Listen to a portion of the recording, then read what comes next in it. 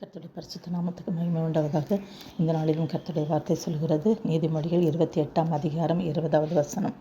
உண்மையுள்ள மனுஷன் பரிபூரண ஆசீர்வாதங்களை பெறுவான் என்று. உண்மையுள்ள மனுஷன், நாம் யாவருமே பரிபூரணமான ஆசீர்வாதம் வேண்டும் என்று நாம் விரும்புகிறோம். நம்முடைய தனிப்பட்ட வாழ்க்கையிலும் குடும்ப வாழ்க்கையிலும் கையின் பிரயாசங்களிலும் ஆசீர்வாதம் வேண்டும் என்று நாம் விரும்புகிறோம். ஆனால் தேவன் நமக்கு அந்த ஆசீர்வாதங்களை பரிபூரணமாக தர வல்லவராக இருக்கிறார். நாம் அதற்கு ஒன்று செய்ய வேண்டும். நம்முடைய வாழ்க்கையிலே நாம் உண்மையுள்ளவர்களாக இருக்க வேண்டும். மத்தேயுவிலே நாம் பார்க்கும்போது 25ஆம் அதிகாரத்திலே, கொஞ்சத்திலே உண்மையுள்ளவனாக இருந்தால் அநேகத்தின் மேல் அதிகாரியாக வைப்பேன் என்று வேதம் சொல்கிறது. நமக்கு கொடுக்கப்பட்ட வாழ்க்கையிலே நம்முடைய பொறுப்பில் நாம் உண்மையுள்ளவர்களாக இருக்க வேண்டும்.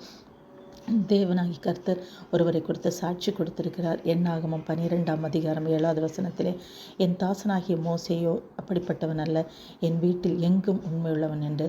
மோசே உண்மையுள்ளவராக இருந்ததினாலே அவர் பெற்ற ஆசீர்வாதங்களை பார்க்கும்போது இயேசுவோடு கூட மறுரூப மலையிலே பேசினார் என்று, அதோடு கூட தேவன் மோசையோடு முகமுகமாக பேசினார் என்று நாம் பார்க்கிறோம்.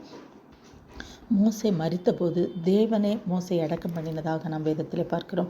இப்படிப்பட்ட மேலான பாக்கியத்தை அந்த மோசை பெற்றது போல நாமும் நம்முடைய வாழ்க்கையிலே உண்மை உள்ளவர்களாக இருக்கும்போது கர்த்தர் நமக்கு தேவையான ஆசீர்வாதங்களை பரிபூர்ணமாக தர வல்லவராக இருக்கிறார். நம்முடைய வாழ்க்கையிலே நாம் உண்மையுள்ளவர்களாக இருப்போம். கர்த்தருடைய ஆசீர்வாதத்தை பெற்றுக்கொள்வோம். கர்த்தர் நம்ம ஒருவரையும் ஆசீர்வதிப்பாராக. ஆமேன்.